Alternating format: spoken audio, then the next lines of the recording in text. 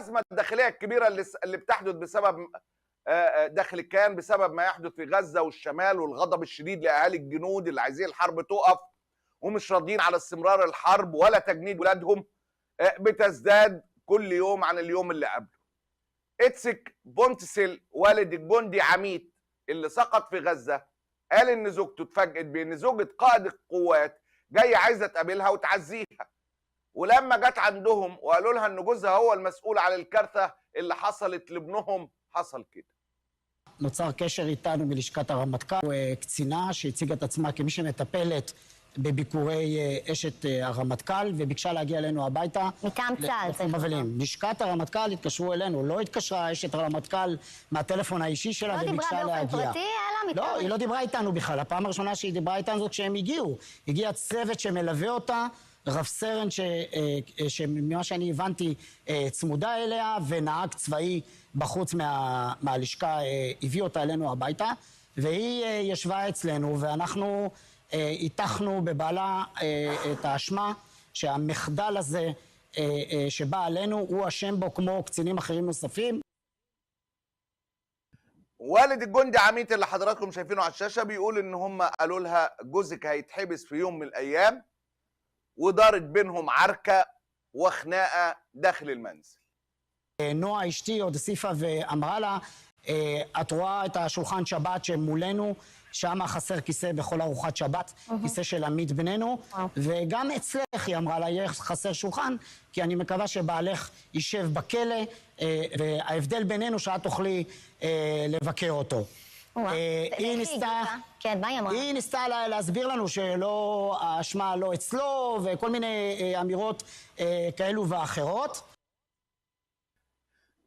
ده مشهد من آلاف المشاهد اللي بقول دايما لحضراتكم انه اخطر ما يواجه هذا الكيان، اكتر شيء بيخاف منه كيان الضفة الغربية، واخطر ما يواجهه هو الداخل، الانقسامات الداخلية، الانقسام وعدم الثقة والشك وتبادل الاتهامات داخل بين المستوطنين، ده بشكل كبير جدا. خلي بالك عملية التفجير دي الرابعة داخل الضفة في ال40 يوم الأخير بمعدل عملية كل 10 أيام تقريبا. الخناقة دي في عشرات منها بتتداولها وسائل الإعلام، محدش طايق حد. لأول مرة الكل يقف أمام الحقيقة المؤلمة إن إحنا كل ما يروج لينا كان عبثا، الأمن والأمان ده ليس حقيقي، لم تتعرض أراضينا المحتلة لذلك الرعب وذلك الخوف وتلك الانقسامات حتى في عز الحروب العربية إذا جاز لنا القول يعني. زائد خناقات كبيرة جدا في الشوارع بين مؤيدين ومعارضين نتنياهو، وهجوم متبادل ما بين الطرفين وقطع الطرق واعتصامات. الحكاية ما بتهداش، كل ما ده ما بتسخن. דמוקרטיות והוא ראש ממשלה. לא בא לו להתפטר, מה תעשה? אני אדאג שיהרגו אותו. אתם תדאגו שיהרגו אותו? כן. חבר'ה, קיבלתם את השמאלנים, היא אמרה שהם ידאגו שיהרגו אותו. שמעתם? הם רוצים דמוקרטיה. הם אומרים דמוקרטיה, אבל אם הוא לא יתפטר אנחנו נדאג שיהרגו אותו. دي خلي بال حضرتك، انا يعني في ذلك البرنامج احنا مش بنتابع كل التطورات، ما يعني انا بجيب لحضرتك من كل بستان زهرة، لكن الحكاية واصلة لمراحل كبيرة جدا.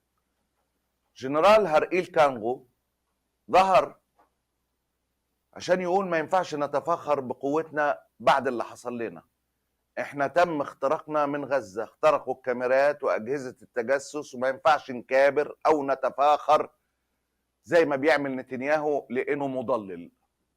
לאוקטובר שיבשו לנו את כל המצלמות שלנו, את כל החיישנים שלנו, את כל האזהרות שלנו, את כל הדברים, והצליחו להכניס פנימה אלפי מחבלים שרצחו לנו אנשים ועשו שמות ביישובים מסביב לרצועת עזה. ולכן צריך להפסיק עם הגאוותנות הזאת, כאילו אנחנו מומחים לכל דבר, יוצרים כל דבר, צריך להפסיק עם זה.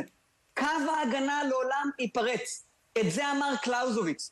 לא אנחנו. אמרו את זה 100 שנים לפני אנשים אחרים שהיה להם ניסיון אז בכל מה שקשור בלחימה.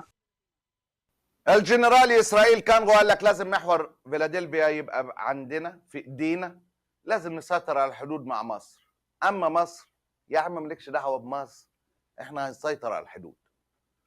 ציר פילדלפי צריך להישאר בידינו עד היום שבו המערכת בצד השני תותש ותקבל החלטה, אנחנו לא רוצים יותר מלחמות עם ישראל. כן.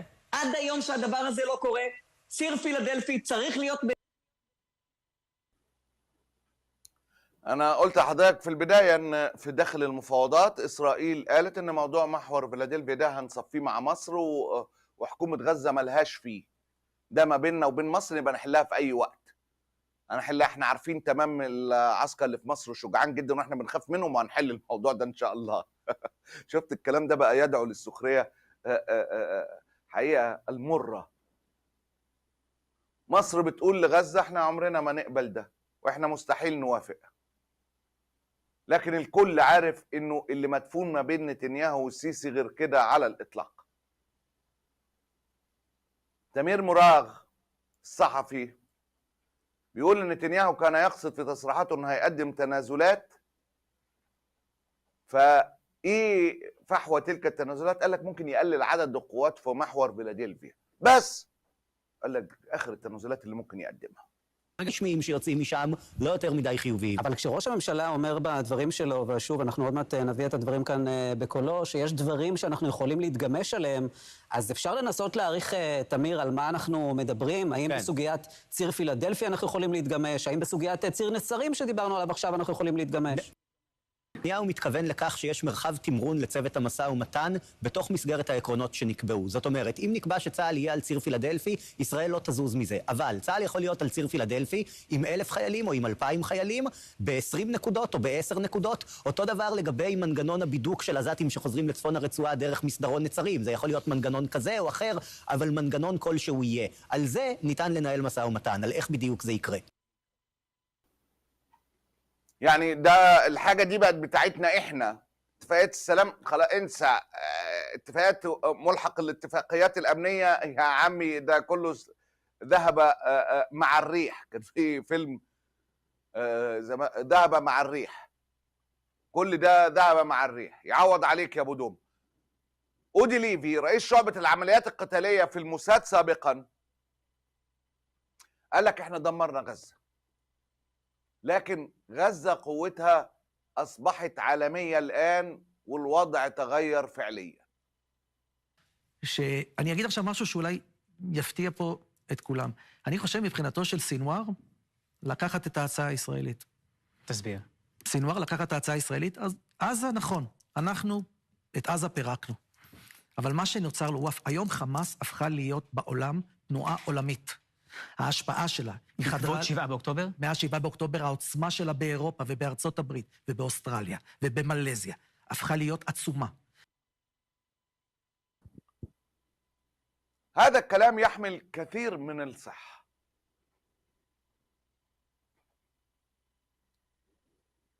وتلك القوة العالمية نتيجة فرض السردية الفلسطينية لنفسها لأول مرة في تاريخ الصراع. حكومة غزة أصبح لها لأول مرة نفوذ عالمي وتضامن كبير لم يحدث من قبل. אודי ליבי. פיננסים, חדירה למוקדי כוח והשפעה. איזה סכומי כסף אנחנו מדברים? עצומים, עצומים. מה, זה מיליארדים? מאות מיליונים. ולכן החמאס, היא בעצם מחליפה בזירה את מה שאש"ף היה פעם. יש לו עוצמה בלתי רגילה באירופה, אף אחד לא נוגע בה. אז אתה אומר, אולי צה"ל, הצבא מצליח כבר 10 חודשים לקטוש ולהשמיד, לפרק את כל התשתיות, אבל הגוף הפוליטי, והמימון שהוא מקבל ויקבל, שמנוהל על ידי הנהגת החוץ. זה משהו שכבר איבדנו עליו שליטה. לדעתי, אנחנו אפילו לא יודעים את ההיקף שלו. ואירופה בטח שלא מתעסקת בו, כי אף אחד לא מפעיל. وأيضا ده دقيق. هكذا نزعم إنه شوف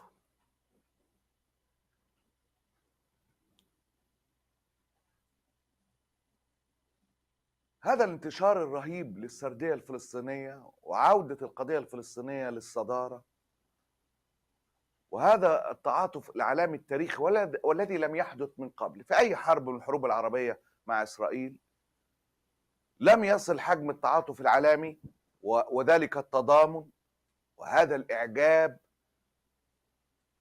لذلك المستوى في أي وقت من أوقات من سنة 48، لا في وقت الحرب 73 ولا في 67 لما إسرائيل انتهكت الدول العربية كلها، ولا في الانتفاضة الأولى ولا في الانتفاضة الثانية ولا في الحرب على غزة الأولى ولا الثانية ولا الثالثة. ما حصلش. المشهد المرة دي غير. جنرال أوديليفي حكومة غزة بقى لها تأثير في العالم وفي الجامعات وفي السياسة לأבעד لا יומקין תתחילו. מבחינתו של סינואר, גם אם הוא יפסיד את עזה, עדיין התנועה הזאת לא רק חיה ונושמת, היא חיה ונושמת ופועלת באוניברסיטאות, והיא מגייסת מאות מיליוני דולרים, והיא משפיעה על פוליטיקאים, והיא משפיעה על הרבה מאוד דברים שמתרחשים בעולם, והכוח הפוליטי הזה, והכוח הפיננסי הזה, אמור להביא בסופו של דבר לשיקום של כל התשתית. احنا اللي بقينا في عزلة. احنا اللي بقينا في عزلة. ده جنرال أوديليفي. حكومة غزة ممكن تصبح البديل عن السلطة الفلسطينية الشائخة. אתה לא יכול לעבוד לבד אל מול מה שאתה שומע כאן שאייל מתאר. אתה צריך את העולם בשביל שיעזור לך. כשאתה בבידוד בינלאומי, אתה לא יכול לעשות את זה. אני כל כך מסכים עם מה שניר אומר, שאנחנו בבידוד, וזה בדיוק מה שסינואר רואה. אנחנו בבידוד, ולכן אף אחד לא יפגע בתשתית הזאת, אף אחד לא יחסל אותה, והוא מבחינתו השיג ניצחון, לדעתי ניצחון מוחלט, ואנחנו נמשיך להתעסק עם ציר פילדלפי, עם החלטה כזאת או החלטה כזאת. כן. אם אני סינואר, אני ממליץ לו, קח את ההסכם. قناة 14 الإسرائيلية خرج الإعلاميين اللي فيها يقولوا نحن في حالة ذهول. من إيه؟ إزاي أهل غزة مستحملين يتهجروا بالشكل ده ورغم المعاناة لكنهم متمسكين ومتمسكين بحكومتهم. هذا مشهد يدعو للذهول.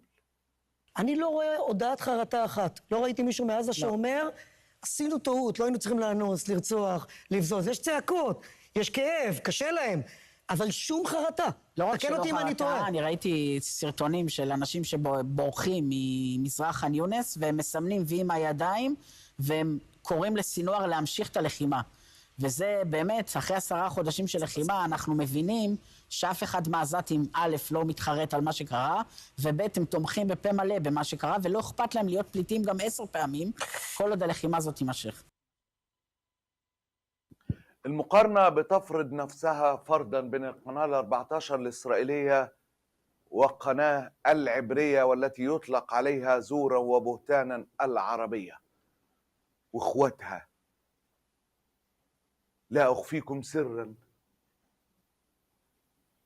اللي بيتنشأوا يدفعوا يستنى واحد في لحظة ألم أو خوف عشان يقول كلمة على حكومة غزة يحطوها بريك نيوز ويفضلوا يذيعوها 3-4 أيام. تفتح القناة الإسرائيلية وتفتح القناة العربية تكتشف إن القناة 14 الإسرائيلية والذي رفع السماء بغير عمد أشرف من العبرية وأخواتها.